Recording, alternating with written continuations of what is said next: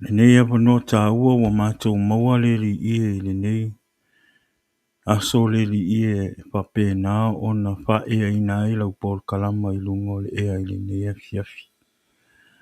La o sauni le li'ie e whapena ona mataina le tātou Paul Kalama i lenei afiafi. Talo atu le nganga pa i o lau fio e te whau mai ma whapena ona e fio mai le li'ie le nganga o lau fio.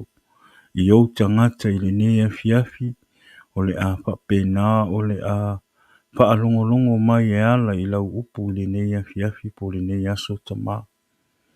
Lea le li e te talo atu whaau le whaalongo o lau whanau. I a whapena ona te tala o lātou a whaalongo whaaleanganga le li e ma lātou wa ai whaaleanganga. Ina ia lātou whaalongo ma whapena ona lātou langona lau upu i nea fiafi. Le ngata fo i lea le li e le nea fiafi, whaonga ina o mau mea whai ngā luenga. Ina ia whapena ona luatu lau upu ma la unga ina atu lau upu a wā nganga o tangata le li e. Ina ia whapena ona manu mālo mo lau fio. Ta mā whau mai lu nei tangata i le nea fiafi. Whaonga ina oe le li e nganga o lau fio e te launga ina le upu i le nea fiafi ina ia langona e o tangata le lau whetalai mai le li e le nea fiafi ina ia whapena ona manu malo si a nganga maua si o langa fau mo lau fio a le ngata i leo se loto ua mawhatia i a vea lau upu le nea fiafi e whai masao lotonga e whai ma whesoa soani e whai matali le li ia o mana onga le li ia o tangata i le nea fiafi e ala i lau upu lea tama po i le vi inga i ati oe nei se o lawa i le whawa vau no Yesu. Amene ma mene. Ia vi ia le tua i le nea fiafi. Ia e whaptai le tua i le nea fiafi ia. Ona o lona lofa manona anga lei le nea fiafi. Ia ona o leo ua whapenao na tātou wheloa i lunga o le tātou Paul Kalama i le nea fiafi. O lea ia e mua na awe ai le vi inga ma le whaptai i le atua. Ona o mea sili ua ia whaia. Whaptai i le atua i le ola ma le malosi o loo tātou maua pēr i le aso ma le aso. Whaptai fo i le atua i lona pui poinga. A o tātou whea ngai i le aso ma le aso i whi au ma ngā luenga. I le ngata fo i lea ia o te tonu fo i o tātou maota. Whaptai i le atua.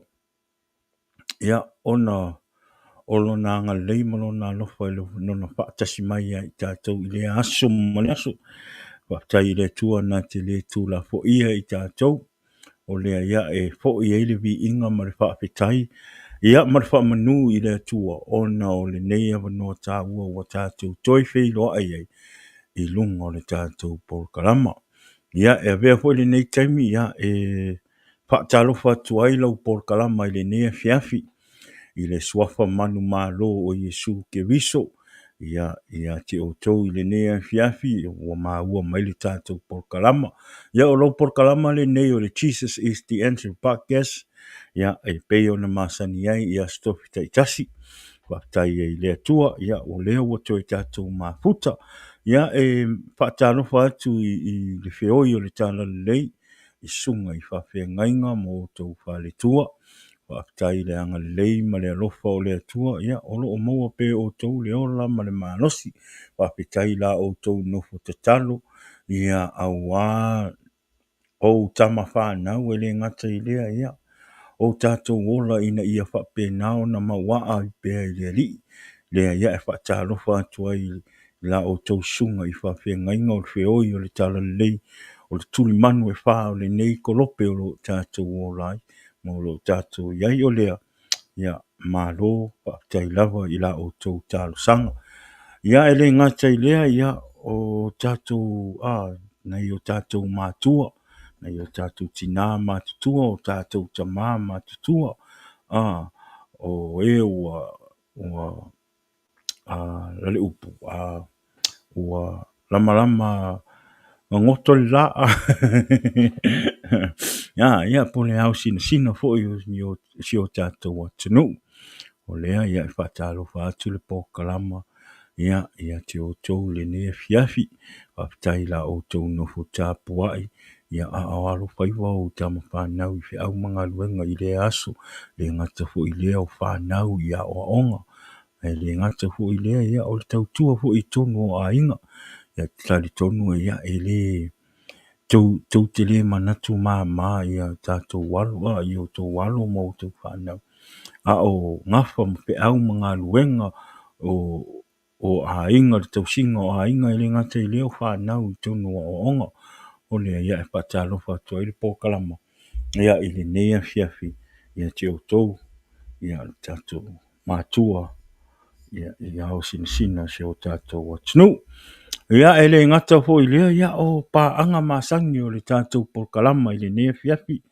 ia faamālō faatalofa atu le pokalama ia te outou lenei afiafi faafetai i le atua ia e lona agalelei ma lona alofa ia ona o mea silisili ua ia faia mo i tatou faafetai o tatou auaneʻi i o tatou aiga auaneʻi galo le tatou pokalama sea le tatou pokalama i lenei afiafi ia auā foʻi le upu fauina a le atua i lenei afiafi ia lenei afiafi ia e muamua ona ou faaolalo atu ma ona o le vaiaso ua te atu nei ia sa leai tatou pokalama i le vaiaso atoa ona o le vaiaso sa o tinā ia e talitonu ia te ua tou faapea po le ale mea ua tupu ua leai se tatou pokalama ia i le vaiaso atoa lena teʻanei mai ai le aso tofi o leai o le aso tofi na fai le tatou pokalama ae pei o le aso toʻanaʻi ma le aso sa ia e leʻi oo se tatou pokalama ia o nisi foʻi o fuafuaga sa faapena na pisi ai loʻu nei tagata ia auā foʻi le saunianiga o le aso tinā ia pe o le ala lea sa leai se tatou pokalama ia i le aso toʻanaʻi ia ma le aso sa ia faatalofa atu foʻi ia le suga le feagaiga o le suga le faifeʻau ia titei tunei malo kiuga malo manuia le akua faafetai le faatasi mai luga o le tatou pokalama faafetai foʻi le atua ia ua mau se avanua sa tatou feiloaʻi ai le fogo ia faafetai le atua ua te lē ale agalelei ma le alofa o le atua ia te oe foʻi le uso ia faatalofa atu ma faamanuia atu le aso tinā i le faletua ia o le agaga lanā o le mafuaga lanā e sa leai se tatou pokalama ia i le vaiaso ua teʻe atu nei ona sa pisi i le aso tinā le faiga o le pokalama ia o le aso tonaʻi ia o le aso tonaʻi seʻi tatou talanoa muamua i mea sa tutupu i le aso tinā ae taʻilii a maka le tatou pokalama e leʻi tatou leʻi o i le tatou upu faasoa i lenei afiafi ia o le aso tonaʻi ia sa faapena na matou oe na o le matou mafutaga tamā ia e ave le mafutaga tinā e aisi lako papikiu ia sa matou tafafao i le pata le paka sa fai le mako papikiu ke fai aku ke lo pe ai faafaakiga uma ai kiga le round muamua koe koma koe alu lisi round ai koe koma use o kiga i le fale i le askoga o makua i longo winga e ki nga nga kau ngō akua le fale ka angulu lo awal le kape nganga le mako mafukanga kama sole o kari kongu e makua i ofo ki nga i mea nga fai e le mako mafukanga kama i le skonga le kele o mea ai le kele o mea ai ia ele ngaka fo i lea ia o le mako pakasinga fo i le paka sa mangai le mako fellowship kal ngoa Ia, e whakataila I le tua ono tina a.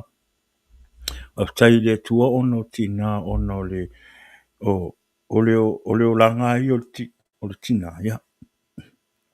O le tautua mai tua I lonto o lua, I le ulu o le ainga, ia tele ai me fai, ia, peia tele tinga inga nei tina, ia fai o le kausinga o le kama, o fai ngo o lava o le kama, o le whaangau, o ia make sure ai ia whengale ia au le lei le kama, ia au le lei fo I whaangau, au angi ise me whakamala, le ngaka I leo ko kongo le ainga o le kukanga o mea ai, whaingo kanga mea, ka penganga o le whale o mea uma whapenga, e whapetai eila I le atua mō tina, whapetai I le atua mō tina ua fo ina mai mō tātou, ia le ngata o tina sa tātou whiora mai e le lalo langi nei, ia o tina fo ua whai ma o tō lua, o whai ma o a wā,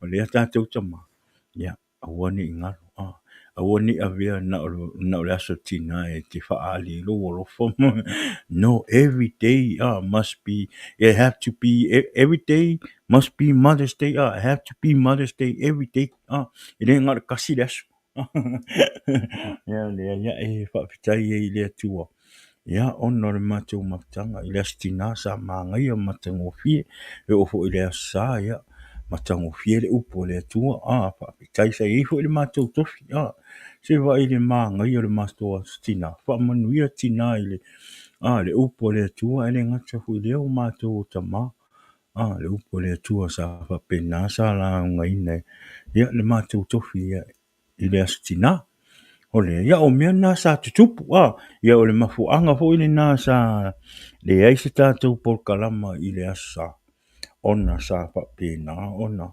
mafuta ma le tina ia ma le whanau ia ma wha umai ma le astina ia o te tari tonu ia ua tele ua tele aso misi ia misi le sa misi le stona I misi le sta le vai aso le tea ia ale tātou whaasirisilang. O le aso suruiwa o le mea aso atona. Ia o le whai malanga atu I siaro ona o le maniu o siutina. Ia o le alau tau mafofau. Pe o te alu ma ave umale tātou ave o tātou I kui men whai mai ele tātou por kalama. Mai lunga I siaro ai te taritonu.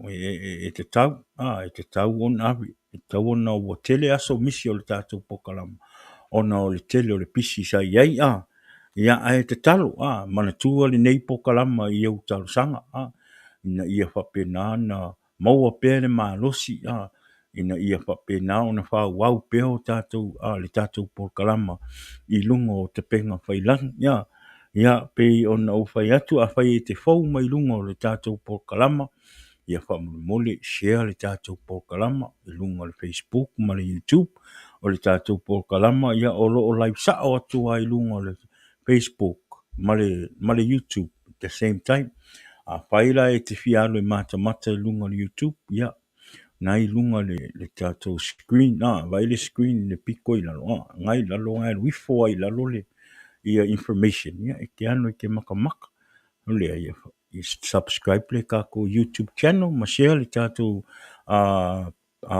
channel I lunga o le Facebook ia e whaptai le atua ia ona o loo maua pe e au le ora ma le malosi whaptai la o tau sanga whaptai fo I le tau sangsangi mai ma whaalongolongo le upo le atua awane I aua e sili ia te au lau sau I lunga o pokalama e ke sau te fia whaalongolongo ma e ngā lala I upo le tua. Amen. Aua nei e sau I lunga o pokalama ona e te iloa au, e ta te wō, e ta te ainga, po le lava, aua nei e sau I lunga o le tātou pokalama ona oa. Amen. Sau lunga o pokalama ona o lo fie whaalongolongo i le upo le tua. Amen. E le sili fo ia au le toa tele mai o tangata. Ai o mai ona la tau te iloa. Pe a whai o le au tūna o lau sau te mata mai whaalongolongo i lunga pokalama. A whai e te sau ona e te iloa au ma e sila fia ai le ei sau fi whaalongolongo i le upo le tua. Ia e sili e ia au ona aua e te sau. Aua e te sau. A whai e oa ia te au. E sili ia te au lau sau te whaalongolongo le upo le tua. Ma te lia le upo le tua. E ola i lo wanganga. Amen. A whai e te sau. Just to come and so i kasi e ke iloa au ma ke sau e kame. Ma whai iloa oe me whapenga. You know, e te tau na e sau te whaalongolongo le upo le tua. A e sau po ila i lunga le tātou pokalama. Whaalea nganga lau sau lunga le tātou pokalama. Te tala o talinga whaalea nganga. Te tala o mapau whau whaalea nganga. Te tala o mata whaalea nganga. Ia whape nā ona sa o loto ai lau whaalongolongo ma e talia ngō fie ai. Ma e loa ai le winga sa o le upo o le atua o lo taumawhai e la unga atu ma sosoani atu i ati oe i le aso le taimi e alu atu o le upo o le atua i lunga o tātou pukalama. E whai pingo fie e fo i o nā alu atu na e malamalama i le nganga o le atua. Lo tala noa atu i ati oe e ala i lona upo. Pe ona o whai atu o le nei pokalama ia o le suafa o Yesu. O le suafa o Yesu. O le nei fo le pokalama o le pokalama tala. Tala i atu le tala le lei a Yesu ke viso. Wha mahalosi atu i ati oe te lo e au ngā fo i a u le pokalama. Amen. Te le i o le au ngā le pokalama i ati au. E au ngā o le au ngā le pokalama i ati au. E wha mahalosi e ila uola wha le anganga. E wha mahalosi e ila uola wha le anganga. Ma te le ila usu e ilo na upu. Ina ia o sau, ma fola atu le anganga o le atua, i lunga o le tātou pokalama. O te whaalango rango i foilai le anganga o le atua, e ala i lona peso soani i atea, e ala i la usu e lona upu. Amen. O te le manao o te sau la unga aku le upu pe wha marosi atu i ase oe, i se mea o te iloa, po ora upoto, malo umala malama, o le tusupa i ali ai. O te whaalango lango i le anganga pa i o le atua. O te whaalango lango i le atua. Nā te au maia le upu. Nā te au maia le upu ina ia whape nā o na e te liang o fie le upu o le atua. Ina ia whape nā o na e le manga pa i o le anganga pa i o le atua i a te oe. A o alu atu lo na upu. O le au ngā nā o le tātou pokalama. E le o te le popole pe to tasi pe to rua. Nisi e mata mai pe a le auna o le pokalama. I alu atu le upu o le atua. I lo loto ma lo fina ngalu. Ina ia ngalue i lo loto. Ina ia wha malusia i lo anganga. Ma tue wha pēnā ona tue whafangu i lo wala wha le anganga. Ina ia e tue sau ma e tue salamo ma wha mauni i le atua. Le ngata i lea. Ia i le mana o le upo o le atua ina ia wha pēnā ona e wha maulalo. Ma sau e ave lo wola i le atua matalia Yesu e avea ma wali i ma upa aola. Amen. O le anganga le nā o le tātou. Pokalama i le nefi yafi. Ia aele tele ina wale tari tonu. Ia. O le a tātou o le tātou upa wha marosi.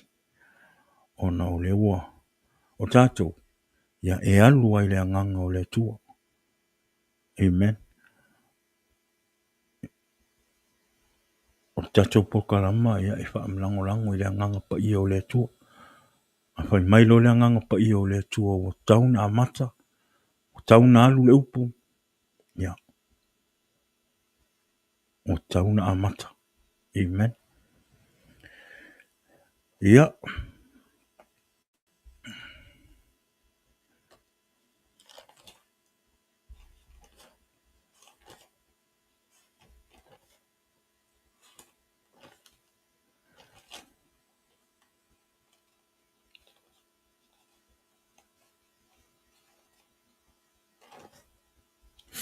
Vi'ia tu. Thank you, Jesus. Amen. Yeah. Ole tuswai tau ole a maua ele tātou upa malosi ni ni e fiafi. Ia ole a maua maile le tusia Isaia. 5:5 a olona fai upo e fitu. Tasi al fai upu nana au mai e fai matatou. Tuswai tau. Fai ele tātou upa malosi ili ni e fiafi. Le tuara mātou tamā nei tu lao la usau ni fola lo upu. Talo atu le li i le nganga pa i o lau fiu wha mole mole. Te wha lango atu le mana o lau fiu. E te wha upu ia tea. E te wha tautala ia tea. E te wha tonu ia tea. E ala i lau upu le ne ia fiafi. Ina ia wha penao na lu atu lau upu male mana. Ina ia wha penao na maa losi e se nganga. Tui wha po wina i se nganga mo lau fiu. Ta li ai o Yesu e avea ma li i ma wha aola. Ma toi wha tonu, ma toi wha sao ai le ola. Wha le nganga mo lau fiu i le ne fiafi. O tangata o le a whapena o le a maua mai le neipo kalama. Le li ie tasi lua le li ie o lo i ailo nganga le li ie. Ta maa lau upu i alu atu lau upu male mana o lau fiu. I le ne fiafi. Whapitaita mai lau upu o le a mātou whaalongolongo i le ne fiafi. Po i pēle vi inga i ate o e neise o lawa i le whaavavau. Hona o Yesu. Amen. Amen. Amen. Ia ole.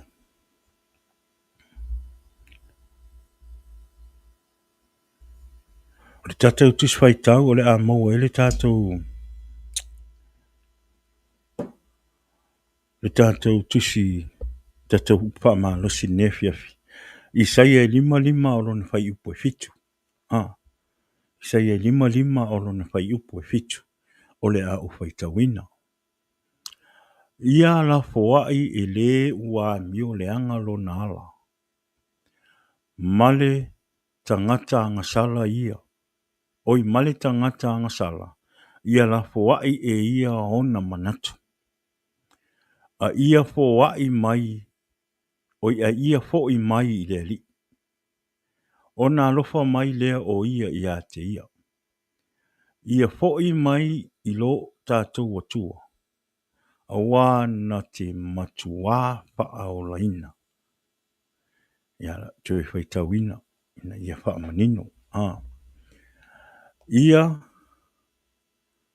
Ia la foai e le ua mio leanga.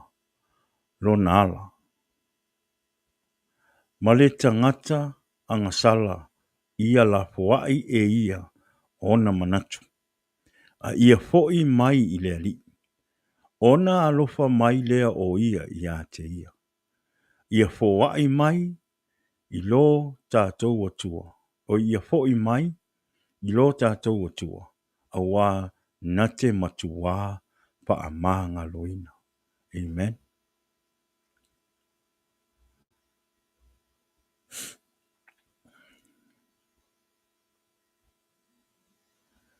Hoi mai. Let the wicked forsake their ways, and the unrighteous their thought. Let them turn to the Lord, and he will have mercy on them, and to our God, for he will freely pardon. Amen. Hoi mai le.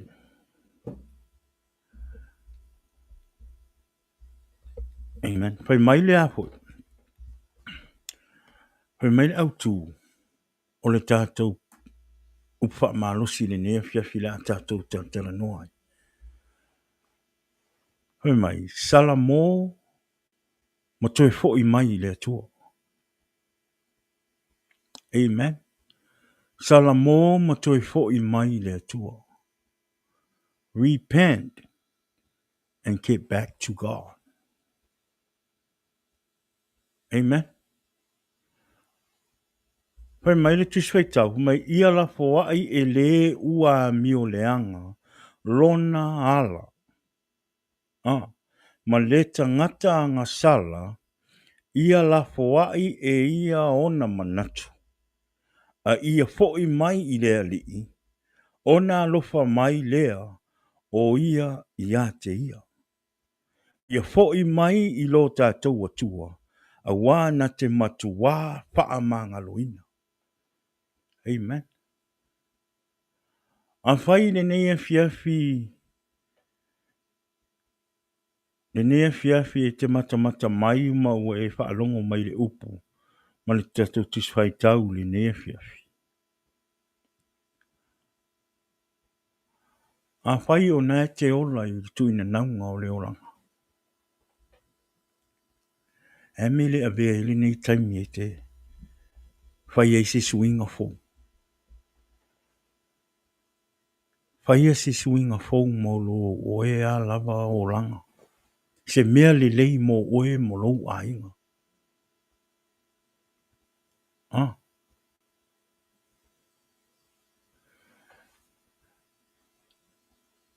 O le vai taimi le nei.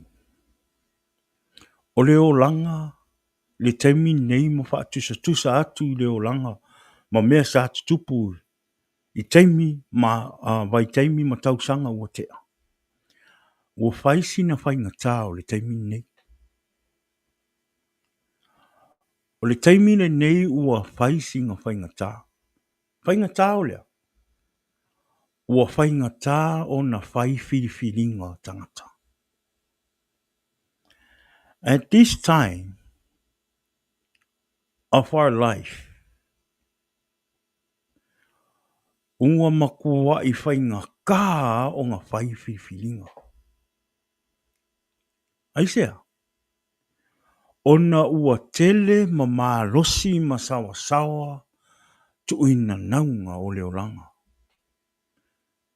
Compare back then, o le makua I sawa sawa am whainga tā leo langa leo o tātou iai. Tō tele o tātou, o loo whaapolonga ina I ti apolo o tātou o langa. I tuina naunga o le laruranga.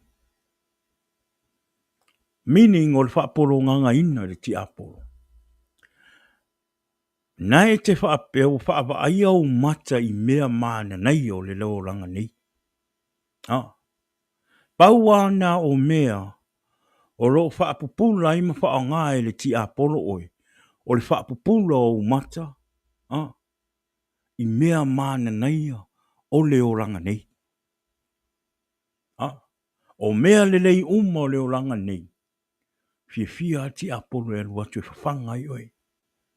Ma whaatumu ai lo roto. Ma whaapupula I au maka whaalitino.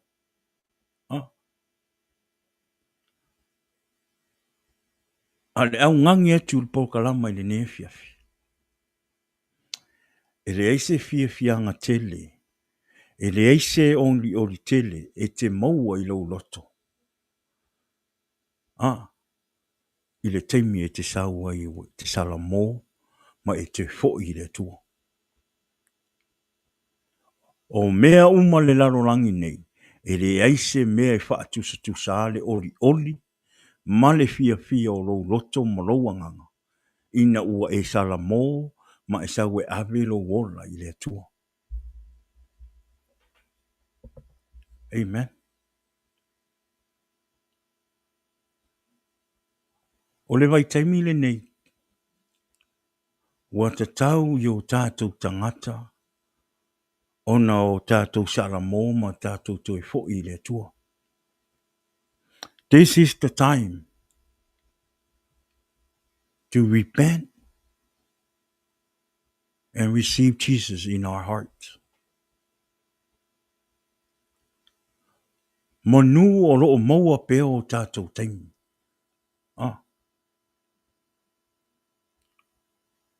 O le taimile nei, wa te tau o na sui o tātou o ranga, wa te tau o na tātou o mai avelo o tātou ola, i le atua. Wa lata lata mai le taimi o le atua. Amen. Wa lata lata mai le taimi o le atua. E ao ia i tātou o na whaatua tāua ina le ave le ola au auna i le atua.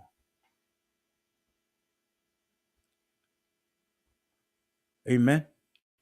A whai fo i o na e te au auna i le atua. A e te leo wha mauni. E sili o na e sala mōma e te tūli luma o le atua. Amen. E te tau ia i tātou o na tātou wolam au auna ma whaile ami o tonu o le atua. E leo se atua e tātou te ulangia. O le atua e leo se atua e te ulai.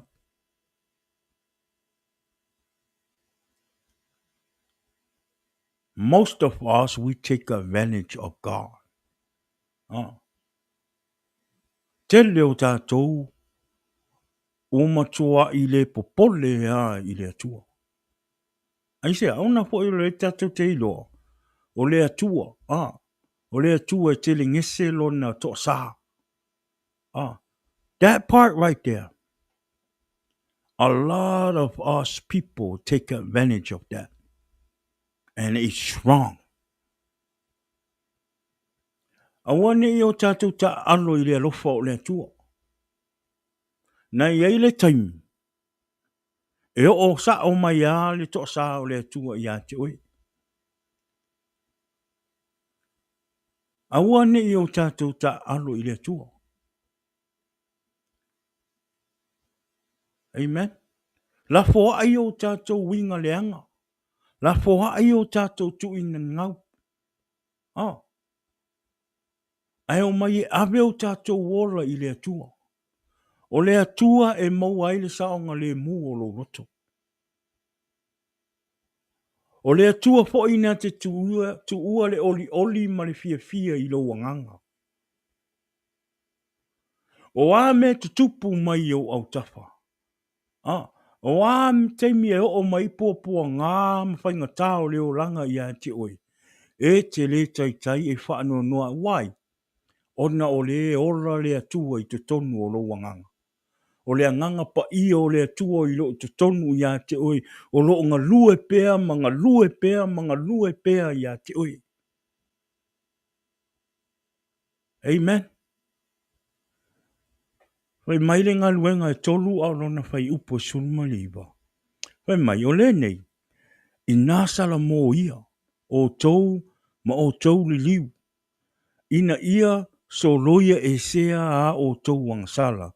Ina ia o mai, iai, o tau sanga e whire mu ai, mai luma o le atua. Amen.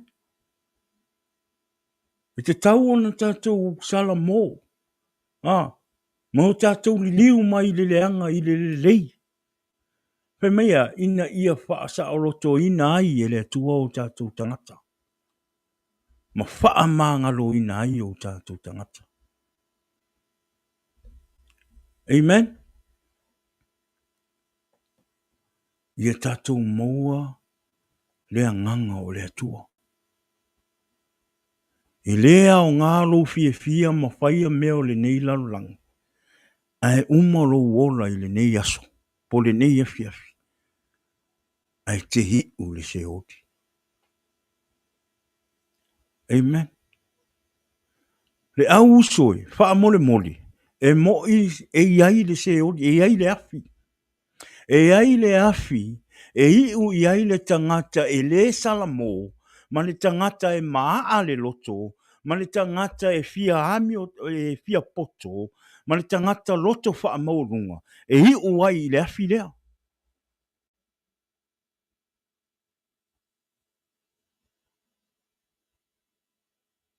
O le upu a le atua, o loo fola atu pea, i lea so sa, i au auna a le atua.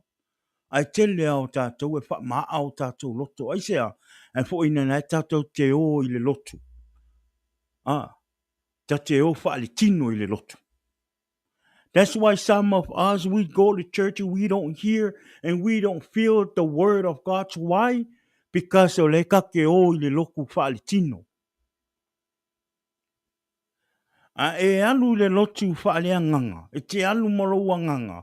E te alu e te fia tāpua I ma e fia sa o roto. Ma e whaalongolongo e te fia wa e ngā lala I le upo le atua ina ia maua I se so soani mo oi. E te whaalongo ina aisea. Ona o lo e ola I le ola whaale anganga. Amen.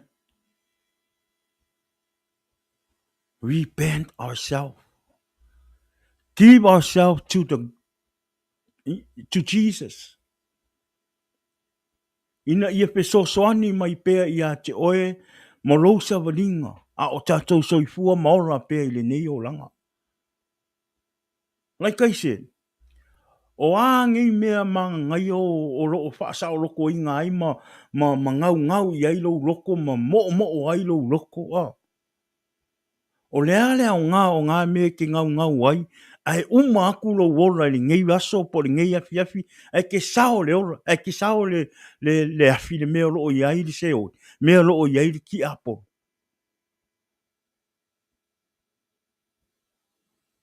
Amen. Te reo whai atu la o e leanga mea o le tino o mea o lo o maue. No.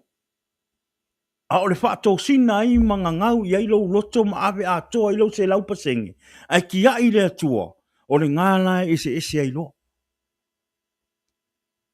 Amen. O le māngai I o le whaamanuianga o le atua I a te oe meo le tino. E te manuia ai. A e toi manuia I meo le anganga. E te ilo a umaro soifua le nei laulangi. E te aru sao I le ola I whaavau. Ai sea, e fo I ona te au auna I le atua. O oe o le alo o le atua. O oe o le atali o le atua. O le afafini o le atua. Pa manuia mai le atua I a te oe meo le tino. Ma le anganga.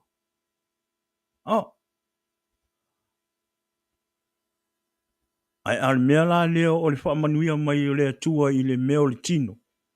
Po wai atu ia oe whaamanuianga o le tino. Ai whaangalo ia te oe le ola whaale anganga ma le au auna I le atua ma avea Yesu e ola I lo roto.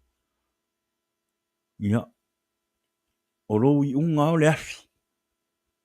O tatou I unga o le afi.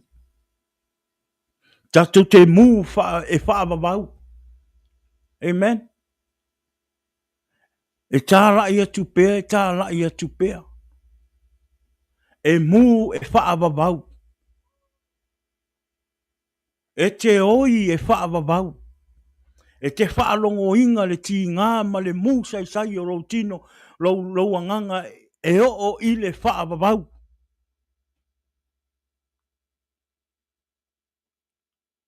Le ala leo ngā e fia I mea lalulang. Le ala o ngā e manga o I mea lalulang. E mai mau ai lo anganga e I u se oti.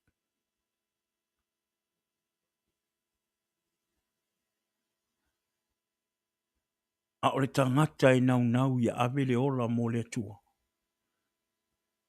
E fia o I le ola e whaavavau. O le tangata ua sala mo moni. Masau e ave le ola I le atua. Ma whaau ngā ina e avea ma mea whai ngā ruenga le atua. A o lo o soifua pēr I le lalulang. A uma ma maea ma wala au mai le atua I a te oe. E te alu atu. E te maua le ola e whaavavau. Le ola e whaavavau. E iai le fia. E iai le oli. E le to iai ni ti ngā. E le to iai se tangi. Na o le fia. Ma le oli. Ma le vivi I le atua.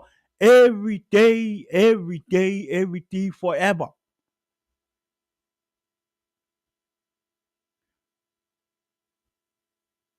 Ai wharongorongo mai lai ne fiafi.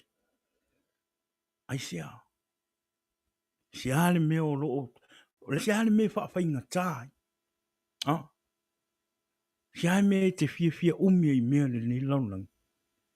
I was there. Sa o iai fo i le lalulangi. Sa o fia ma o ngau i mea o le lalulangi. Sa mo o e loko. I was there. You name it, I done it.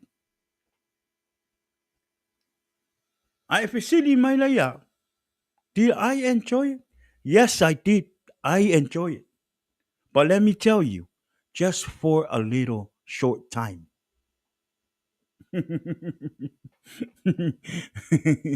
Yes, just for a little bit.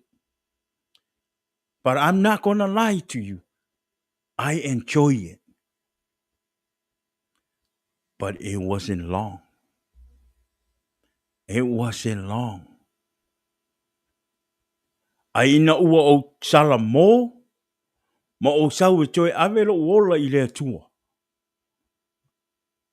E te lole oli le tonu ya tea. Not even compare. I le oli le sa oli e a o whaanga ina a uma ufi fia ni mea laulang. The joy that I have in my heart is a blessing from God. Amen. Sau i le atua.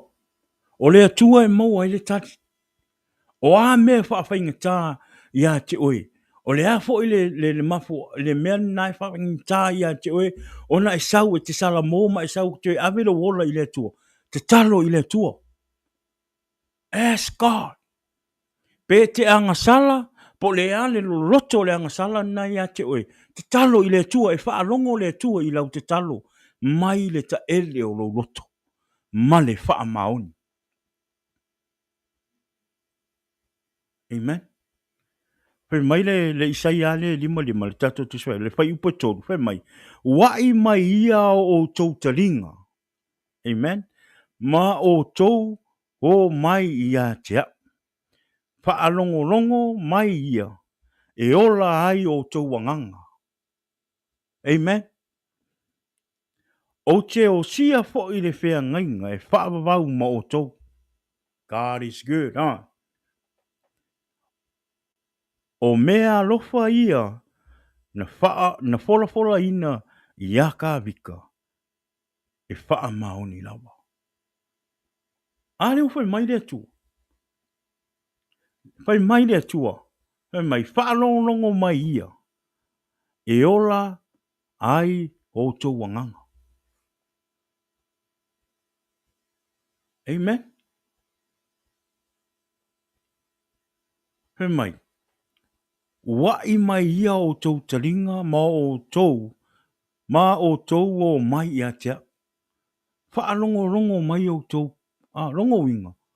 Ia i faa longo le tangata o mana o e suia le oranga. Wa ngau le upo le tua. Ngā lala i le upo le tua. Amen. Salamo to fo i mai le tua. You still have time. You still have time. E le fa ilonga tangata le tua. E le fa ilonga tangata le tua. Our God is for everybody. O le tua alofa. Amen. Salamo mo toi fo i mai le tua. O le a u.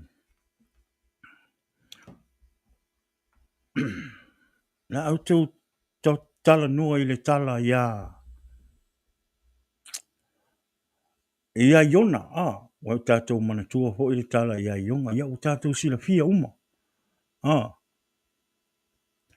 O tātou sila fia uma le tala ia iona.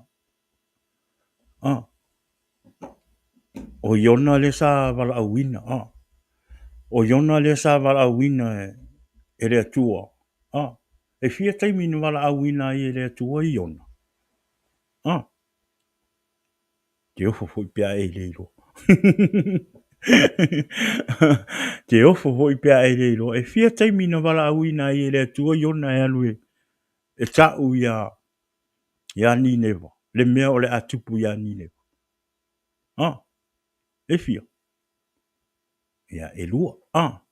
O le taimi mua sa le whaalongo ionga. Sola. So, sola ka mo ionga. Mai sola, i whia ka malo ionga. Nga sola i tā sesa. Alu al ka malo, pu e le waa. Sola i ka sesa. Ai whai mai la. E sola ka malo. Ai whiko ai mana makangi. Le si le mea tātou a. A wala wina o ele tua. Au e te sola sola. Au e te sola sola i ngā luenga le tua. Amen. E te loa oe. A wala wina o ele tua. E matoa i amu ia oe o nai wala au ele tua oe whai mō na mea whai ngā luenga. Na utala moni ia. Aua nei e tali a se wala a wina o stangata ia te oe. Amen. Po le ato fino le kalisia. Aua nei e talia se wala au e mai se tangata. Amen. A whai e tu atu fo ia te oe se me te whapuse tofi ia te oe. Alu e te talo mō mua i le tua. Tu i le tua. Tu e le tua. Raumana onga e ala i le tofi o le a. Po le fina ngalo na o le tua e whai mo oi. Amen. A whai o le fina ngalo lea o le tua. O ie i loa ai o le tofi na mana o le tua e whaanga i nei oi. We wa ai a tatu wa ai a iona. O le perfeka. Kakangi o ionga le perfeka. Wala a winga e le kua e ka la i le upu. Ai sola. Nga kuli loa e le kua. Kuli e le kua. Fiu ka malo e sola. Kuli e le kua.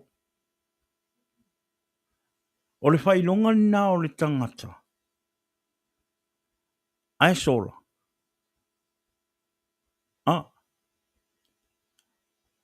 A lena fina nga a le tu atua i le atua le tofi. I whaonga i nei oi. E tuli atua oi le atua i tue ami mai oi. Amen. O mea hoi lea. A whain tau finga tono tatu e kalisia. Tono e kalisia ma mea whapena. Te talo i le atua. Ai te i alu te mi whai iso e ngā tofi te talo i le atua. Wala au i le atua. Ia whaasino mai a te oe. Whaali mai a te oe. Se ngā luenga. Po se tofi. E nā te tofi ei oe e te ngā lue e lona ngā luenga. Ma e tali mai a le atua. E tu sa au mea le atua le ngā luenga i a te oe ma le tofi au ngā i oe. E whai maona me whai ngā luenga. A e so laila. A e le talia. E tuli a oe le atua. E te ami mai a oe te a verto. A o le koi ngā mea fo inga le o le talia o le tofi o nau whai mai e le tangata po whai mai le whai auma. E ke roa. E ke alu kofi e wha mamuru. E ke alu e re Ai sea. Aonga fo i re o se mea ngā mai le atua. E re o le tofi na fina ngalo i le atua e tu ngoi. Amen. Anyways, yeah. Ole a tatou le tala noa la ia iona. Le ua tatou sila fia ma le tala. Le tala ia iona, ia. Le na wala awina e le tua e alu tala. Ma alu e whai loa. I tangata ni newa le mea o le atupu. Ole a tatou tala noa. Ia ni newa. Hoi mai o ni newa. O ni newa o le ai te le. E whengale whamero ke le i o le ai lea. Po le village, po le ngou lea. Whamei o kokongu la asuvia. E ai la le ai le ka o ni never. Pe mei o le ai te le. Ma lea foi o pe mei o ni never foi. E tolu aso. E te savali e. Wa toa so o ni never. Le te le na o ni never. Pea e savali. No inga 3 days. Pea e savali. E anu ka avali. Anga pe i vai kemila e ka avali. Yeah, probably only 5 minutes. Yeah. O ni never foi la. O ni never sa fai ma fili a Israel. Sa fai ma fili o Israel. Ia ni never. Ona la ua. Ua foi. Ua telele anga sala o le nu o ni never. Ua telele fa pau pau o ni never. O lea ona sa o ai luma le anga sala ma le fa pau pau o tangata ni never i luma o le atua. Amen. Ona le fia la i o le atua. O lea sa ia val awina i lo yona. Sa ia val awina i lo yona. E alu i ni never. Peo no fai atu. O lea la atatou o le atatou le tala noa la i a yona. Se yo o se taimi pe o atuai. Tatou tala noa le i a yona. Ale atatou tala noa i a ni never i le mea na tupu. I a ni never. Hei mai. Mei ngā luatu le tala inga. Ina i wā luatu yona. Mei ngā o atu ai tonu le ai. Alanga lo ma yona. Ona o atu ai yona i te tonu o le ai o ni never. Alanga lo ma yona. Fai mai kala yonga alanga yona fai mai. Toi wha se fulu. Waso. Ona wha umatia lea. O ni never. A e alu le tusi a yona lo ne mta upo tōru. Na e sau a toa i a le mta upo na le tala i whatau le mele i a ni never. A maua sau taimi ona e alu la i e te whaitau ai. Ona e loa la i e le tala ato mai wha mao ni e le upo le tua i le nefia. Fe mei kala, fe mei ua alanga. Alanga yona. Fe mei toi wha se fulu. Aso ona wha matia lea o ni never. Nai sau fai upo e wha. Wha se fulu aso. Ona o mai lo leo le to sa o le tua i a ni never. Fe mai ea. Fe mei sa tali tonu. Mei ona tali tonu ai leo tangata o ni never i le tua. Amen. Fe mai ua tali tonu ai leo tangata o ni never i le tua. Ua ta la i atu foi e i la tou ia la tou oi. Fe upo e hold on. Fe mai ona ta la i ai leo o tangata. Mai ona tali tonu ai leo o tangata. O ni never i le tua. Ua ta la i atu foi e i la tou. Ia la tou wana pongi. Ua la tou o ofu foi. I le ie tala. O a li i a toa ma tangata anu. Amen. Na ina ua whaarongo roa tangata o le nuu. Ua luatu le whaasala lau. Ua luatu le whaasala lau. Le tala inga aiona. Mai toi wha se furu asu. O mai lo ma le toa saa o le tua. Pemea. Pemei ona tali tonu ai leo tangata. E whai o a li i o le nuu. Ia ma tangata anu. Pemei ua lātou ana pongi. Ma ua lātou o ofu i ofu tala. Pemei ua lātou ana pongi.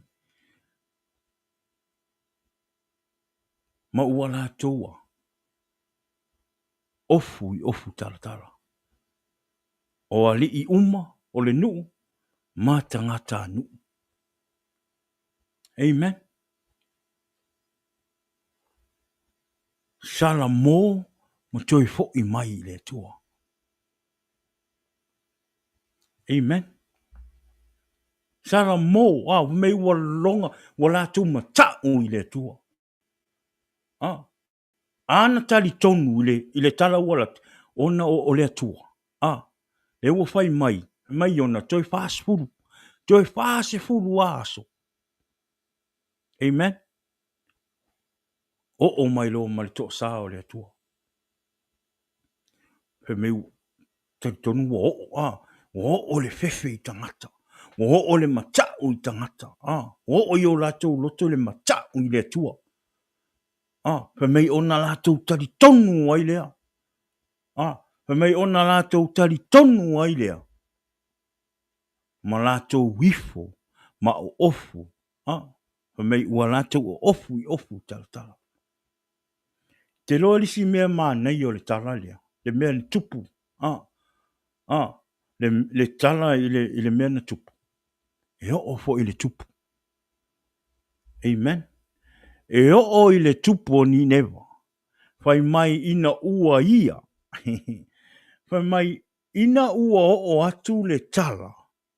Ua toi fase fulu aso. O na faa umatia leo o ni newa. Fai mai la ia. Fai mai. Ona tu lai ai lea o ia. Ilona no foa. Ma tuu ese ia te ia. Ona ofu tele. Ilona ofu tele. Ona ufitia lea o ia. E ia. Ile ie talatala. Ma nofo ile efuefu. Wow. Amen. We're talking about the King. This is the best part that I know that the Holy Spirit was telling me to preach about. Everything.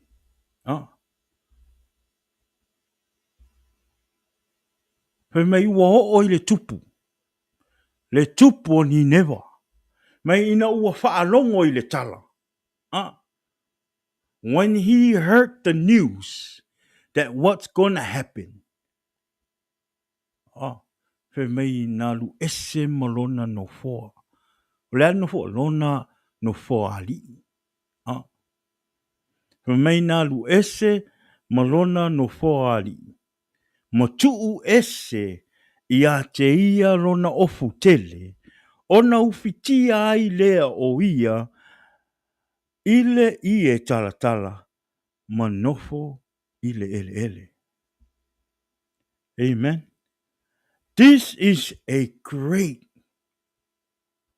Amen. This is a great and a powerful message for our leaders. O se whātaitainga po se tala le leilea. Mō tātou taitai. Amen. Amen. Mei ua o i le tupu. Mei ua e o ai le tupu. Ua o ai le fefe. Ua o i ai le fefe. Amen. Mei nalu ese malona malanga no foa. Le tau mei no foa vai loloa. Mei ua lu ese malona no foa. Matalai ese lona ofu tele. Ai mei ona tawa le o ia i le ofu talatala. Ma nofo i le lefu. That what you call a good leader. Amen. A good leader must be love God and love the people. A great leader is a leader that fear God. Amen. A great leader is a leader that fear God. O le tai le lei. O le tai e matau I le tua. O le tai e lofa I le tua. Ma whaia le ami o tonu o le tua. Amen. O le tai le lei na. A whai e te mata mai mai whaalongolongo mai le nea fiafi. O le tai le lei. O le tai e matau I le tua. Ma alofa I le tua. Ma whaia le ami o tonu o le tua. Amen.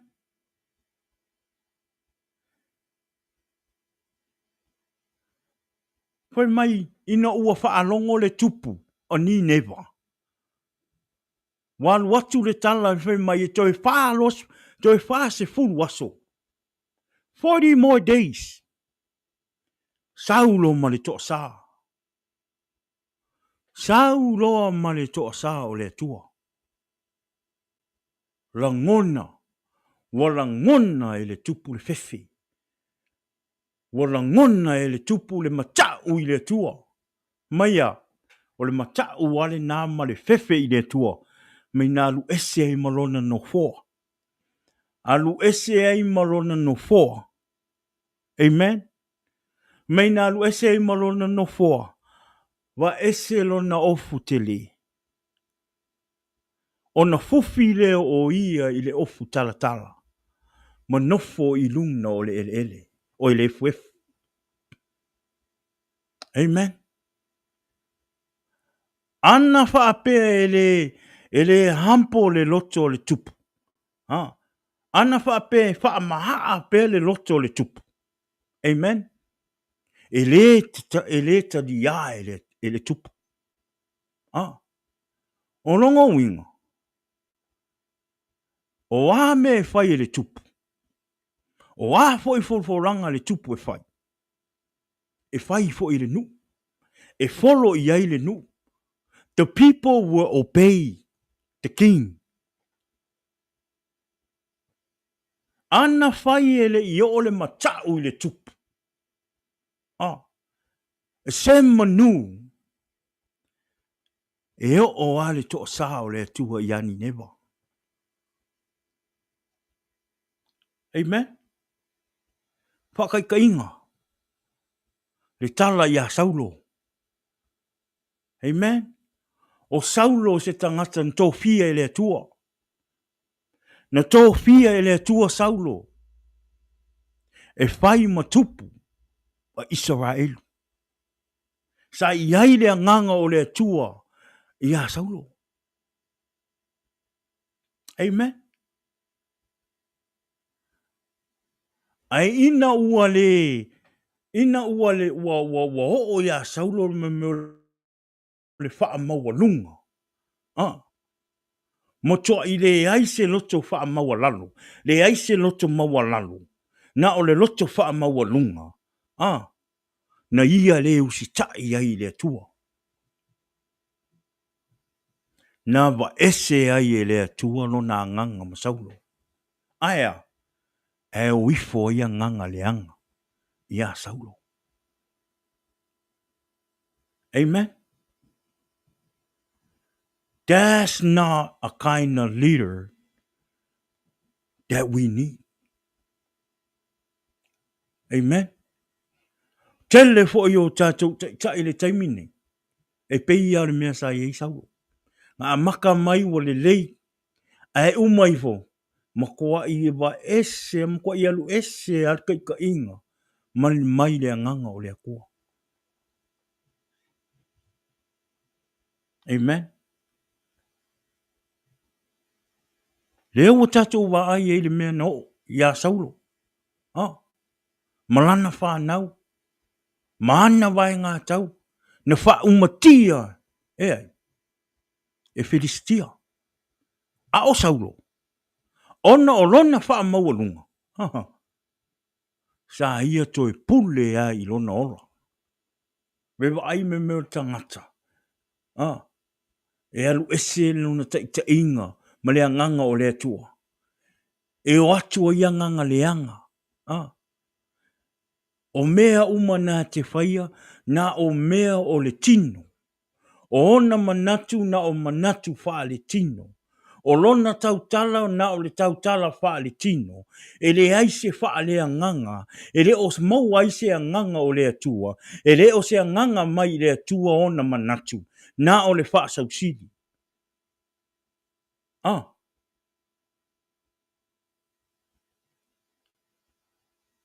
E tato wa ai le tupo ni nepa. O tato wa ai le tupo ni nepa. Ma ta'u I le tua. O le tai e ma ta'u I le tua. So se tai ia e ta'u walea lona tai ona o le whai o le mea moni, ma whai le fina ngalo o le tua. O le tai na e wha manuia I ai le tua. That's the leader that we need. Amen. So se tai ia e ta'u walea I tangata o le larorangi. Ona o le whai o le ami o tonu o le atua. Ma whai le fina ngalo o le atua. Ma matau I le atua. Ma alofa I le atua. O le tai moni le nā. That's a good leader from God.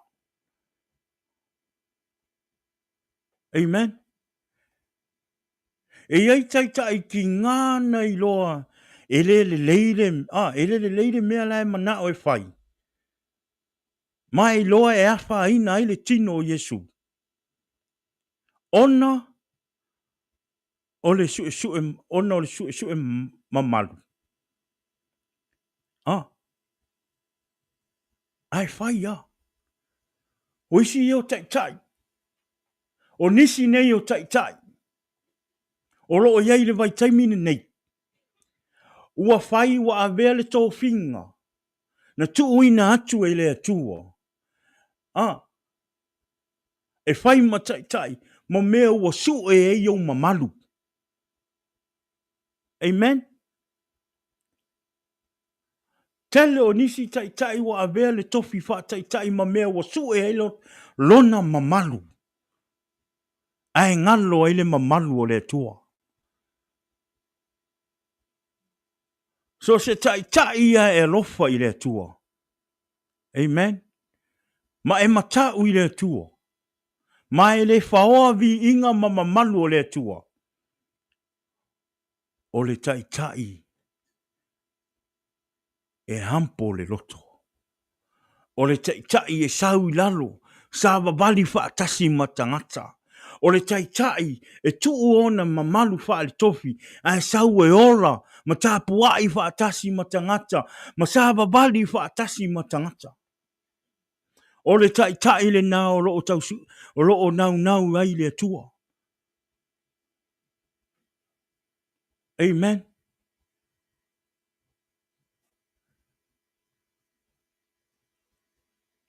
Some of the leader, ua musu o isi foi tai. Some of other leaders, ua musu e whaalongo I le nganga o le atua. Amen. E isi tai, ua musu e whaalongo I le nganga o le atua. Ua musu e whaalongo po le ale fina ngalo o le atua. Au tai, tele au tai, ua whai me lātou te manao ai. E maua I o lātou whaamanianga. E maua I mo lātou vi inga. Ma e maua I mo lātou mamalu. E te loa, you're not God's leader. You are the world's leader. Pe te ngalue, pe te ngalu pe avea o ma tai tono le ngaluenga le atua, a e le whaalongo I le nganga o le atua, a e le whaia mea I fina ngalo o le atua, a e whaoa vi inga o le atua, ma mamalu o le atua. E re o oe si tai. E ni nga wha mawalalo lo loto, ma wha sala, ma e sala mo, ma e toe alu i le tua, ma e toe wha to ese i le tua. Amen?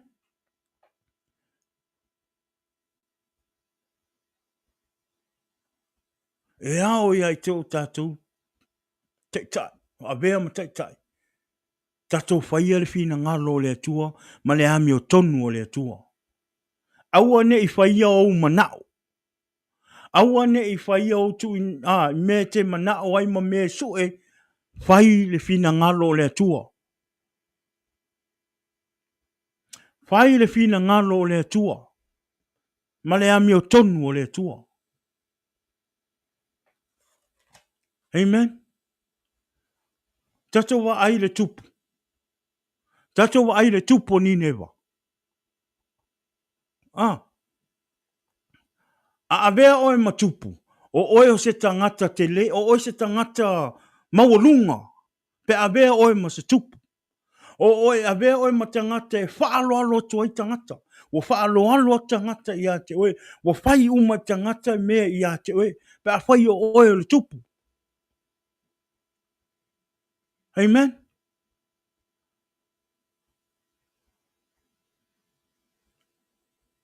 Ai ona ua ho le matau o le tupu ni newa i le tua. O te langona foi. Sa ia langona lo na lofa i ona tangata anu. Nava ese, he take off all his pride. Ona tofi mawalunga. Nava ese uma. Aina sa saua ona o le matau i le tua. O le mea mua na whai le tupu. Sa le popole a le tupu i kala mangia po le a le vaingo kangaka ia ke ia. Pe mai ea, sa ia lu ese malona nofo ali. O le whaatusa le nofo ali i lea pe mea. Kas o ia o le tupu. O ia o le pule. E sau whai lo tangata i lunga nofo ali. O le tupu. O oe na ua avea ma pule o le atunu. Ua avea foi oe ma tupu o le nu. O lea la ua lu ese. Lea ua lu ese me le tupu wa maua le anganga o le hampo. Ua le va ai ai nisi mea. Ua le popole ai ni tala e fai mai. Ua le popole i niona maua lunga. O ana tō finga. Ai fai mai ia. Ua alu ese malona nofo ali. Fai mai la ia, fai mai ona ia va ese lea o lona ofu tele. O lona, o lona ofu tele. Le ofu ngai le ngongoa i ofu ke le vai loa, vai ofu ke kele voi ngai.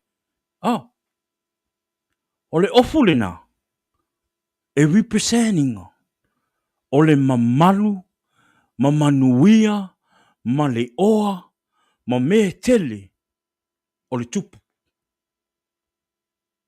Amen. Mei sa ia wa e sea o na mamalu. Amen. Le ofu. He mai na wa e sea o na ofu. Lona ofu te le. Olo o iei le mamalu. Lona mamalu. Ona manuia. Ona ainga. Ona oa. Sa wa ese. Amen. Mata ui rea tua. Fe mai ea. Fe mai ona bifo la ia o le ie talatala. Amen. Fe mai na bifo la ia o le ie talatala. Ma fufi ai o ia. O le ale ie lea. Ie o le salamo.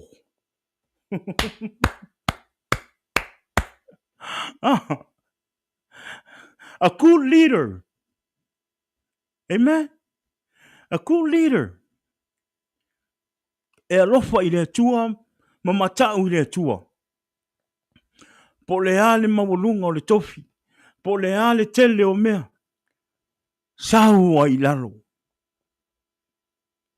Pe mai na fufi o ia i le ie, ie tala tala, ie o le sala mō, wa sala mō i luma o le atua, wa sala mō i luma o le atua, ia whaasau ina o ia marona nu,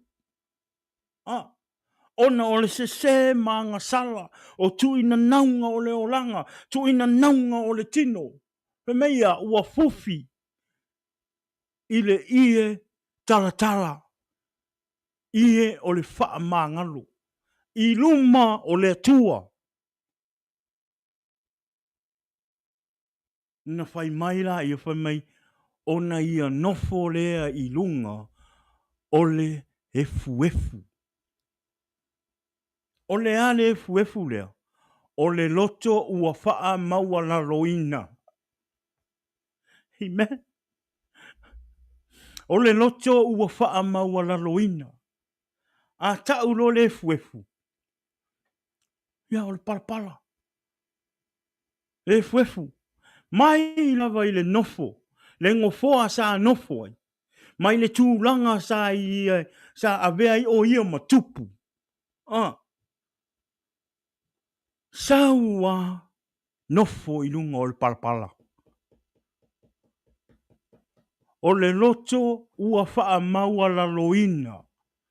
Ona o le alofa i le tua. Ona o le matau i le tua. Ona o le alofa i ona tangata anu.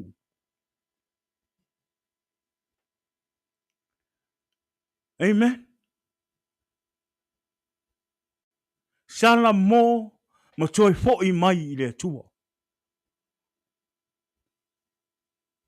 Amen. Ana whaapea le manatu ma le loto e o ia saulo. Se manu is a whole lot of different story. E toi whaamanuia ai ma toi ave i le tua le anganga. Ai peita, musu e whaamawalalo i le tua. Musu e alu ese marona no foa. Musu e va ese lona ofu tele. Musu e fufi lona ulu. Fufi lona tangata i ie tala tala. Musu e nofo i lunga lau ele. Ai sea, ona o le vaainga o le tino. Ina nei whaapea o vaai mai tangata e a maa. O le mele nai tupu. O le mele nai tupu e me le tangata ua le taita ina i le anganga o le tua. Ua va ese le tua le anganga pa ia ma oe. Ai whi meia, me na o anganga le anga sa watu ya sauro.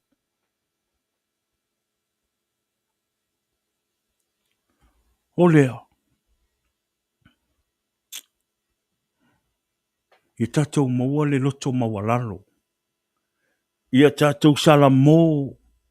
Mao mai te ave o tatou wola i le atua. E te ilo. We are talking about le nuu ni never. Pe mai o le nuu wha pau pau. Pe mai o le nuu wha pau pau. Tele le angsala. Ai ono lato matau i le atua. O lea sa lato whai ai mea uma. Ina ia aua ne i sau le toa sa o le atua. Pe mai la ia. Disi le mea.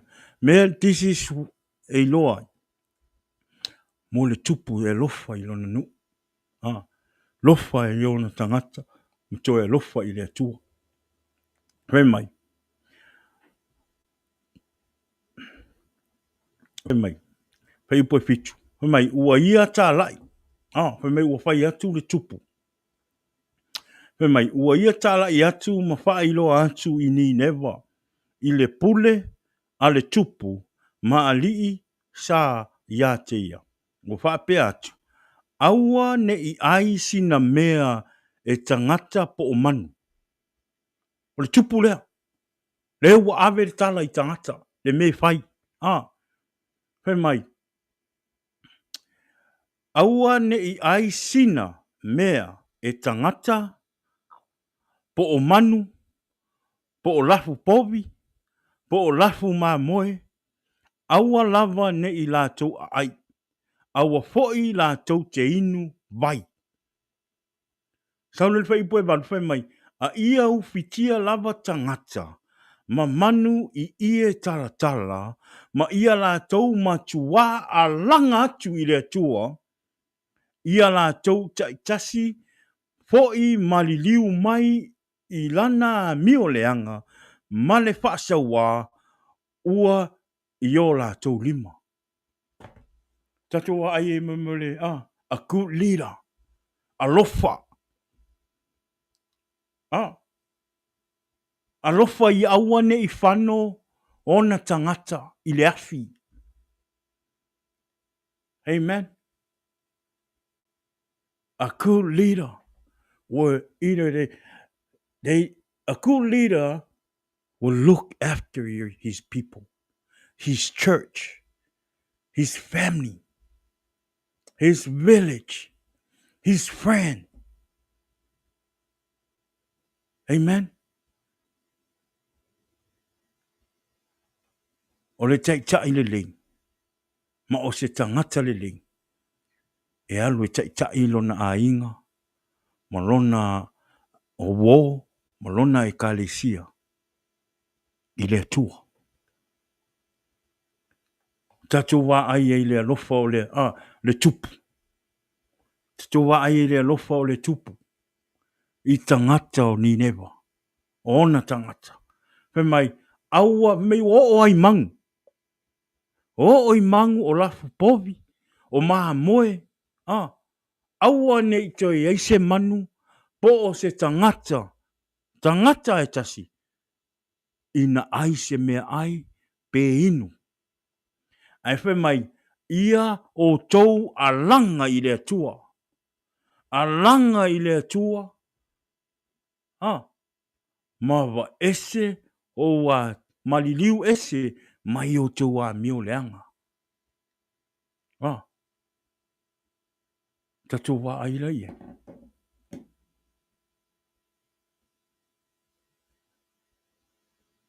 Pe mele tala fa samo e a fua mai maunga le manui o nu. Ale. Ale maua mai I. Ale maua mai I le kala lea. I a ngingewa. Ana fa ape e fa maa le loto le tupu. E maa laia. E kau nuu ar ko sa o le atua. Ai ona o le matau, ma le fefe, ma le rofa o le tupu. Le sa ia alu ese malona no fua vai roa. Sau wā ngofo I lungo le. E fuefu. E me pefu. E re aise tangata tā ua e fia ngofo ai. E re ai a maseisi maua lunga.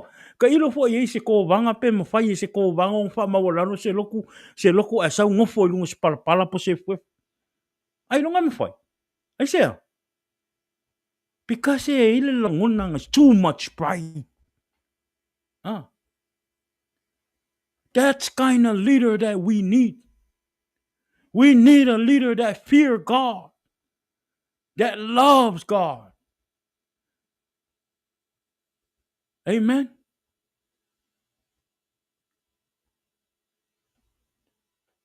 Salamo. Mo toi fo I mai I le atua. Amen.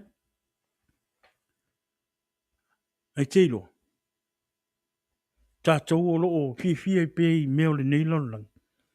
A fai o loo e tau ma fai e te sau te au mai mutu I nā tulo wola I le atua. Ma e salamo. Ai ua fa fainga tā o na e watu pēr ti Apollo.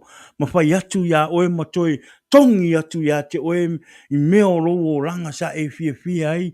Ma fai atu ya te oe e re tai alofa mai le atua. Fa fea o nga e alu mai e fa singo aua ne ngalo ya te oe. e alofa le atua ia te oe. Tatou wa ai a ni neva. Pe mai o le nuu wha pau pau. Mei wa o i luma o le atua le angasala o ni neva. Aina ua matau le nuu ma matau le tupu. Ma ngā popongi. Ma alanga atu i le atua ma whato ese i le atua. Masala mo i luma o le atua. Alen fai mai. Mai ua sila fia e le atua. Fai upo se fulu. O le yona na mta upo tolu. A mosau taimi alu fai tau a toa le tala Fai mai ua sila fia e le atua o la tau ngā luenga. Ina ua li liu ese i la tau i lo la tau wala le anga. Ona sala mo wai lea o le atua. Ile mā laia na ia peta lai mai na te whaia ia te i la tau. E le i whaia. Ale o tali mai le atua. O le ale lo loto. Le anga sala o le na e te iai. O le a fo i lo loto i mea o le larurangi. A e fia sau e ave lo ona i le tua pa ua avea fo i mea na ma mea poloka i lo tau mawhai e te sau e toe ave lo ona i le tua ma e toe sala mo. Amen. Te talo i le tua. Te talo ma le wha maoni i le tua, ma le moni o lo loto, ma le moni o lo salamo i lumo le tua. E tali mai le tua i ati oe. Aua e te mawhauwhau, aua e te whaalongo i nekiri tā te sau i au, e sau i lo mawhauwhau. O le ti a polo le nā e tau mawhai e kip oe. Aua ne ingalo i ate o tomu tātou uma. O le ti a polo. O le tau mawhai le ti a polo i a to o tele tangata e o maia i le se oli. O le se oli, e le whaia mo i tātou. Na whai e le tua se oli, mo sa kangi. A o le mafu anga o le a e hi ua i se oli. Ona ua e talia sa tani e whai mau atua. Amen. That's the only way ua e hi ua ima e alu e leole. Ona ua e talia pepelo. Mea pepelo le ti a polo. O mai lei pepelo le ti a polo. So se mea e te loa e le sao i luma. E le sao i lau whaalongo mai e te loa e le sao i luma o le atua. O le mea nai o nao mai e ti a polo i ate oi. Amen.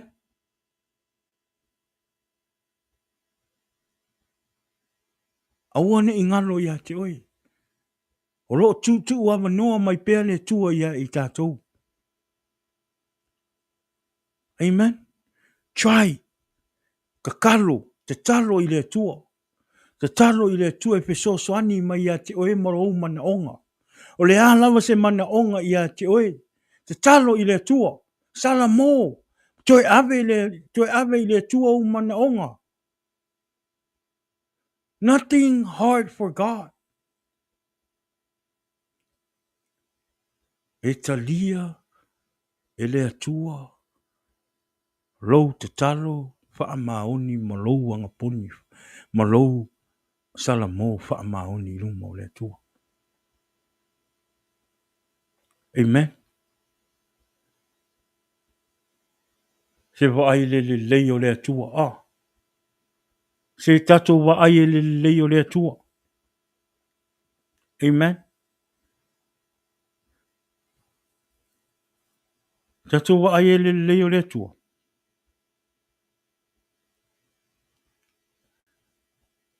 O le lei o le atua. Sa ika i onga. Na ita i ona.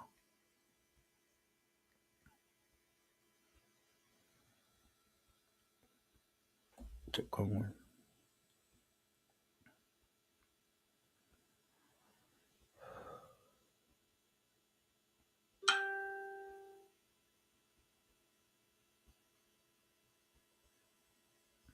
Na ika ionga. Ina ua vai atu iona. Ua le o ole. Ua le o ole. Le mafuaanga le mea na fina ngalo ile tua e whai ani newa. O le ika laongoa. Because he went through all this. Le sau o le sami. Ko kongo le mangava o le ia. Ko e sau I le nguu. Ko e alanga. E whai ifo. I le kaungu. O le alofa la o le atua. I le whai longa tangata le alofa o le atua. Amen. E taimi e sui. A whai ua a whai e te anga, e te sala mō wha maoni I le atua ma e te whoi mai le atua. E sui e le atua mea uma. O le ale to o sa o le atua la pai atu ia te oe ma whaho atu ia te oe. E wa ai mai le atua ua e tangi atu ma e alanga atu ma le loto sala mō. I fia te o avea Yesu e avea mo wali I mo whaola ma e au auna I le atua. E te sui a toa e le atua lona pokalama. E ngalo, makua I ngalo ai le atua o me se sa pai. O le leile nao le atua. Ale le leile nao le atua le whai mai I. E whai mai le kala ionga. Le whai upo e lua. Le lau kanga whai kau mai piko I lau. Whai mai. O le mea lea na o mua I sola ai I tā sesa. A wā ua o I loa oe le atua. A lofa fua. Male a lofa muti muti vale. E tele ngese lo to sa. Ua tele foi lo ua lofa. Ua e sala mo foi. Ma ua le faa o le mala. Wa e le lofa o le atua I a te ui. Po le ale lo loto. Po le ale ta uwa lea o lo wanga sala nai fai. Po le alo maa o lo loto I le atua. E maua lo wa vanoa ma to suia umale. La ngona o le atua. Ina ua e sala mo moni. Ma e alanga I le atua ma fatu ese I le atua. Ale mwhai mai. Ma kwhai mai wailo le leia. Kwhai mai kala a yonga. This is why I went to, this is why I ran away. Because I know you, God. I know you. Kwhai mai ea. Mai o oe o le atua e alofa. O oe o le atua muti muti vale le alofa. Le whai mai e I. Whai mai e tele ngese lo to sa. E ua tele foi lo ua lofa. Ua e sala mo ai. Tato wa ai. We still have chance to repent yourself and give yourself back to the Lord and receive Jesus Christ as your Savior and your Lord. Amen. O le lofa le nā o le atua I a te oe mai tātou uma. A le saua I le tala. Le kala ia ni newa. Le tala ua māsani o no tātou whaalongolongo ai. Te le I se awa inga I le tala. Te le se awa inga I le mea na tupu ia ni newa. O mea sa na tau whaia. Le wha mawalalo le loto le tupu. Ma le o le malaia ma le toa sa o le atua I le nu. A ma whaila e ni newa. Matalia e le atua. Le au ngangi atu ma le sala mo o ni newa. E ma whai fo I le atua o na whai ia te oe ma. Pe a whai e te sala mo moni I le atua. Amen. O leo. Tātou sala mo a whai ua A fai fo i olo e ngā lua i ngā luenga le tua e te reo wha maun. A vea ia le nei taimu. A vea le upo le tua i le nei a fiafi. E fai malu i tau i a te oe. E fai malo wola au auna i le tua. Wow, ngā fo i le upo i a te a. E ala i lau leadership in my family. Amen. E te tau i a te au o na fai ma wha teita inga i te tonu o lo a inga. E fai a te tau i a te au, ma fai au ma teita inga o lo ma wha teita inga i lo tō lua ma lo a fine. And my family. Ma o a ina uma. I a vea au ma lo a inga, ma lo tō lua ma lo a fine, e fai ma wha teita inga le lei i te tonu o mātou a inga. Amen. E au ngā fo i le upu. Na o te talo. Te ilo o le vai asoni. A maka mai ala sa. Na o te talo i le tua wase tatou upu i le stofi. Peo no fai atu. O au ele o se tangata e te le se ata mai i le tuspa ia. E le tele fo i se i loa le tuspa ia. A o lou au o nanga i le tua e ala i le upu. O te whaalango lango i le anganga pa ia o le tua. Taimi uma o te talo i le tua wale tatou pokalama i le upu o le tatou pokalama. I le tala inga o lona fina ngalo. O te talo i le tua. E wha mole mole. Pe soso ani mai. Ma wha ai loa mai. Ma wha pupula o mata, ma wha potolo o nei tangata i le wha leanganga. E ala i lona upu. A wina mai se upu e au ngā moa. Ina ia wha malo sia ia. Ma ia taita ina ai lo uola wha leanganga ma lo uola mo oi. Aile i alu atu lo upu i whafu. Le nei la fiafi. Pe au no whai atu. Sa o whai tau last week. Na o whai tau le tala I was at work. I was, every morning whai ngale whai kaulo kuspa ia. So, o le tusi mo muare nga kua ia o le tusi e yona. Le tala e a yonga. Ngo whai kau me an kau mo mua kau le wha. Rola ia. Holo lesa, a mata lona o su e se upu. Te iloa. O te le iloa. O le tusi le na mana o ile nganga o le tua o te tautalangia ma pa malosi ia te o ile fiafi nei. For any reason, I don't know. Maybe a roe le tua ma le nganga o le tua. There's some leaders. Our leaders need to hear this.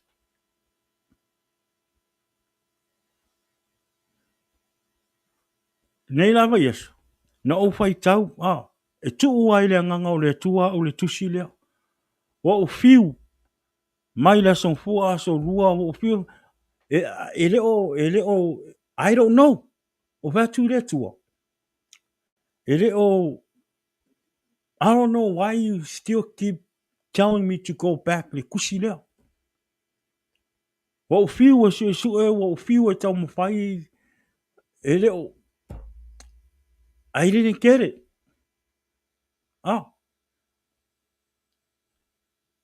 No olo e lisi laso lulu.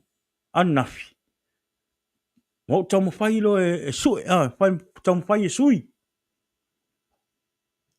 E sui e kua. Ka mawhai e sui sem ka upu. Sui le tusi. E whai e tua. E te tai mai ai le nganga o le tua o le tala lea.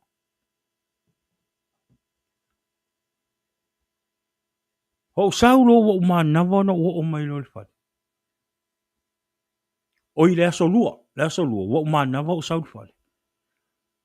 O le nana whaasino mai ai lo le nganga o le tua.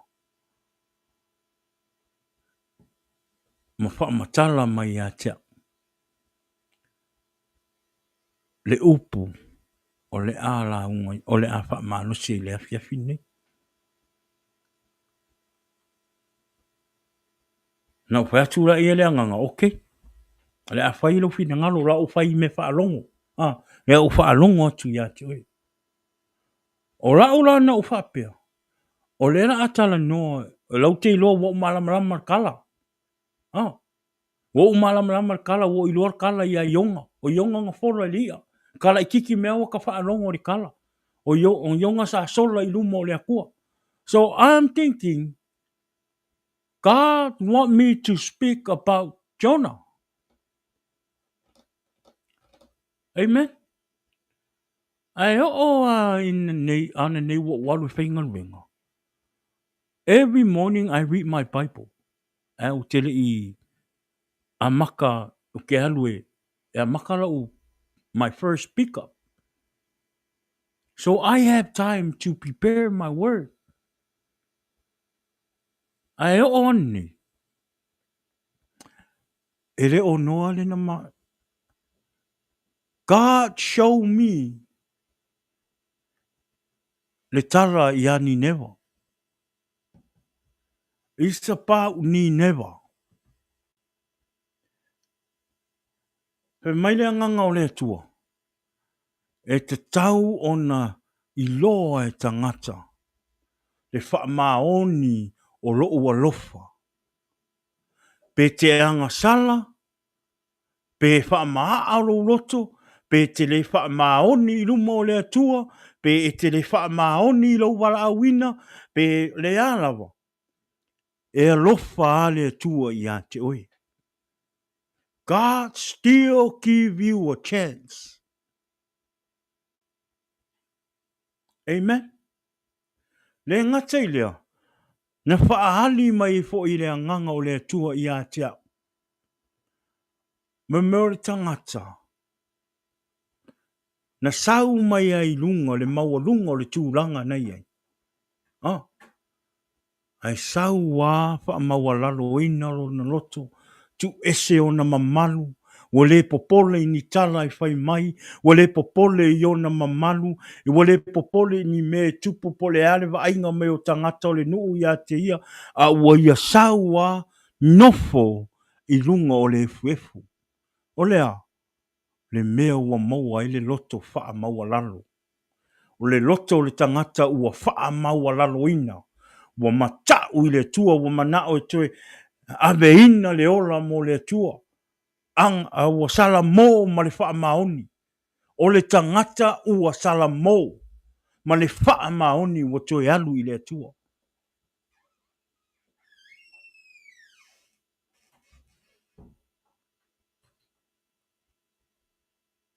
O le upu le nā le tatou pa malosi le nefia.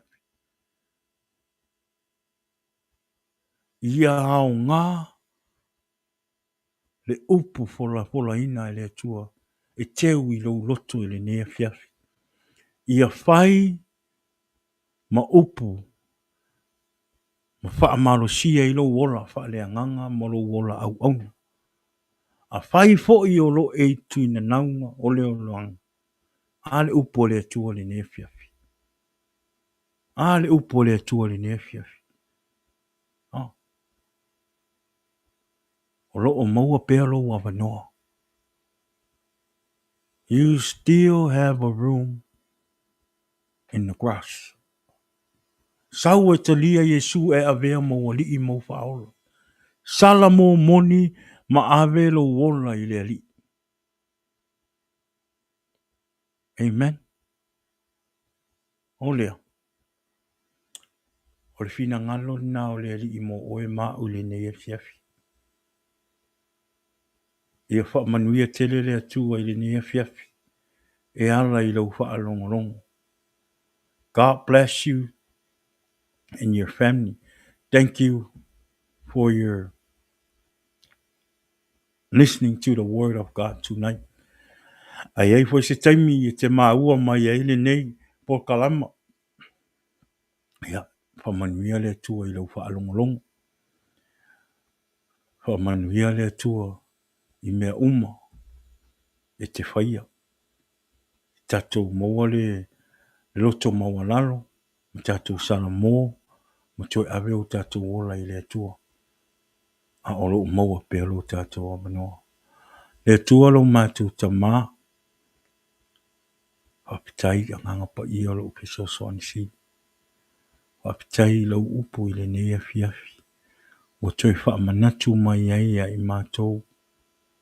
Ina ia wha penao na mātou ta ina. Rau ngā luenga le li ie, ma le wha maoni, ma le matau, ma le amio tonu o lau fio le li ie. Ia vea mātou ma tai le lei le li ie i tutonu o mātou a inga, tutonu o mātou nuu, tutonu o mātou e kālesia. I le neia fiafi tamā. Whapitai lau upu le li ie. Po i le vi inga i ate oe. Ona o Yesu. Amene, amene. Ia vi ia le tua. Whapitai le tua ia taritonu ia o le tātou por kalamana i le neia. Le neia fiafi. Ia whapitai le tua ia. I le upu le neia fiafi. Ia ia pamanuia le atua i le nea fiafi ia i o tātou a inga ia i le nea fiafi tai le atua ia i lona lofa mreo na ngalei ia awane ingalo ia le tātou pokalama i le stonai whaatau nu uina tātou pokalama i le stonai ia le ngata i leo le asa le neiva yaso o le a whaatau nu uina le tātou pokalama pe ona whailo atu i o tātou pokalama o le asasa, asanafua, o ia sa, ma le stofi, ma le stonai. So a stofi, stonai, ma le sa, o aso na o le tātou pokalama. O lea ia, o aso umane i todo le vai aso nei ma le sa. Ia o le a whata umuina le tātou pokalama. So awane i ngalo, ia tune in, mai le tātou pokalama, i le stonai, ia ma le sunga i a tala lei Esekia, i le stonai lona i tūlae ono, i le afiafi. Ia whape na ona tātou whaalongolongo fo i o le a fo i le fina ngalo o le atua. Ia mo i tātou i le stonai. O lea ia manuia tele toe vaenga o le nei a vai aso. Ia le aso whareile. Ia ona tātou la sia fo i la ia i le weekend. Ia i le stonai i le alofa ma le anga lei o le atua. O lea ia whamanuia tele lava le atua i le nei a fiafi. Talo atu i o tātou a inga, o wō, mai masani, mo o tō uma o mai mua mai le nea fiafi. Ia po se taimi fo i o le aso. E te maua mai e le nei pokalama. Wha mole mana tua le nei pokalama i o tō talo sanga.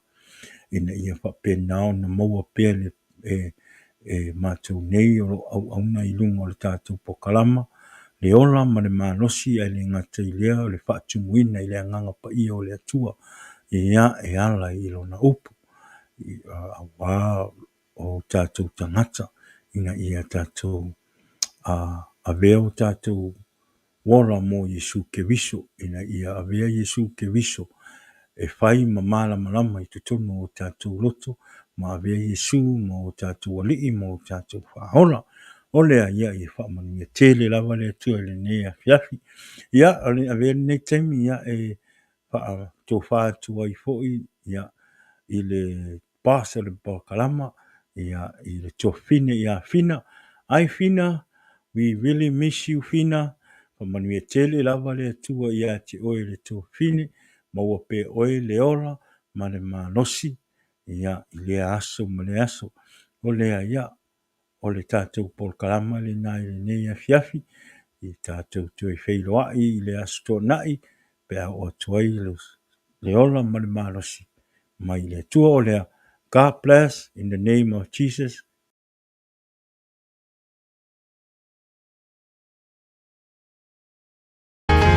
Jesus is the answer for the world today.